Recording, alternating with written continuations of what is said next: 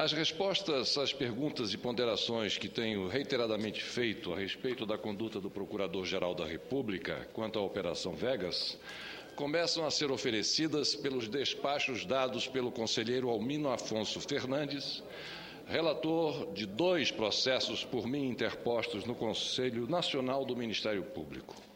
Na primeira representação, o relator determinou a notificação do Procurador-Geral da República para que, no prazo de 15 dias, ele preste os esclarecimentos cabíveis. Na segunda representação, o conselheiro Almino Afonso Fernandes ofereceu seu despacho nos seguintes termos: ante o exposto nos termos do parágrafo 2º do artigo 82 do Regimento Interno do Conselho Nacional do Ministério Público, notifique-se o Procurador-Geral da República e a Subprocuradora da República, doutora Cláudia Sampaio Marques, para que prestem no prazo de 15 dias os esclarecimentos que entenderem cabíveis e pertinentes. Importa salientar, senhora presidenta, que ambos os despachos foram efetuados no mesmo dia da apresentação das representações, dia 12 do corrente, ou seja, os 2 processos foram acolhidos de imediato pelo conselheiro relator das matérias.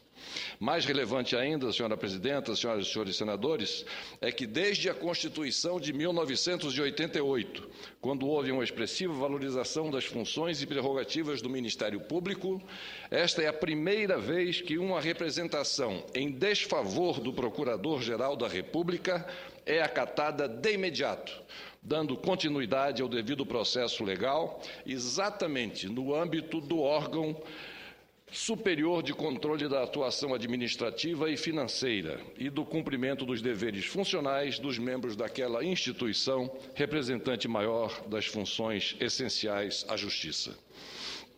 E aqui gostaria, senhora presidenta, de salientar que o Conselho Nacional do Ministério Público, onde tramitam essas 2 representações, além de outra que está a cargo do seu corregedor, é presidido exatamente pelo Procurador-Geral da República, o que revela ainda mais a importância, o significado, o alcance e o destemor dos despachos do conselheiro relator Almino Afonso Fernandes.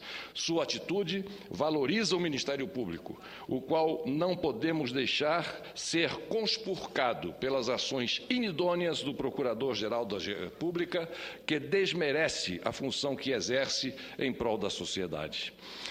Foi nesse sentido, senhora presidenta, que apresentei, então, nesse último dia 12 desta semana, 6 representações em desfavor do Procurador-Geral da República, sendo que 5 delas incluem também a subprocuradora. Foram as seguintes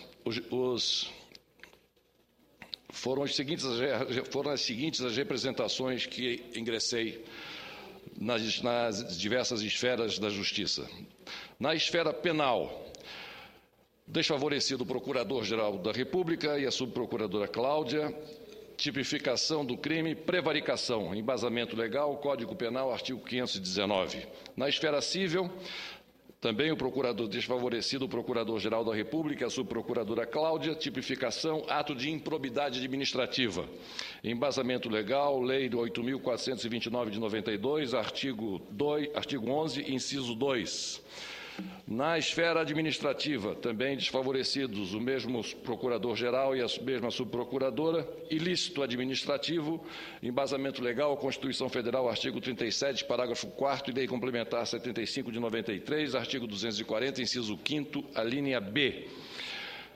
Também na esfera administrativa, os mesmos desfavorecidos, tipificação, procedimento de controle do ato administrativo. Embasamento legal, regimento interno do Conselho Nacional do Ministério Público, artigo 107. Ainda na esfera administrativa, desfavorecidos o Procurador-Geral da República e a Subprocuradora Cláudia, tipificação da infração, representação por inércia ou por excesso de prazo, embasamento legal, regimento interno do Conselho Nacional do Ministério Público, artigo 82, e, finalmente, na esfera político-administrativa, desfavorecido somente o Procurador-Geral da República, Roberto Gurgel, tipificação, crime de responsabilidade.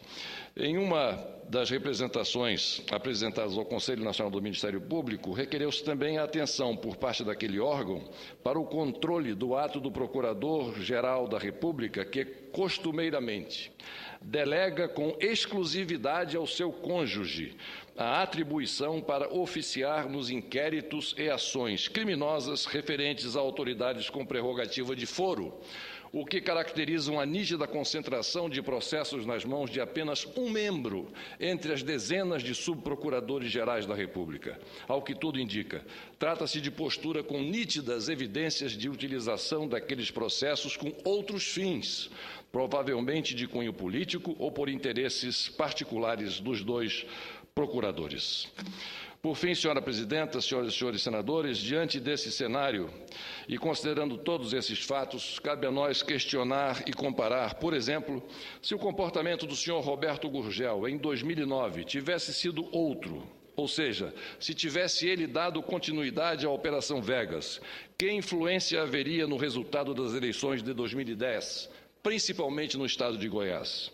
A esse respeito, inclusive, respondendo a uma indagação minha na CPMI, o governador Marconi Perillo afirmou que sim, que a continuidade da Operação Vegas teria efeito nos resultados das eleições. E mais do que isso, senhora presidenta, será que o senhor Roberto Gurgel e sua esposa não tivessem se omitido em 2009? O esquema ilegal do senhor Carlos Cachoeira teria prosperado? Durante todo esse tempo, com o acobertamento e a proteção da revista Veja, qual terá sido o prejuízo causado ao país por essa criminosa coabitação? Afinal, e isso é importante registrar, senhora presidenta, já lá se vão 3 anos. Era o que tinha a dizer, por enquanto, senhora presidenta Marta Suplicy, senhoras e senhores.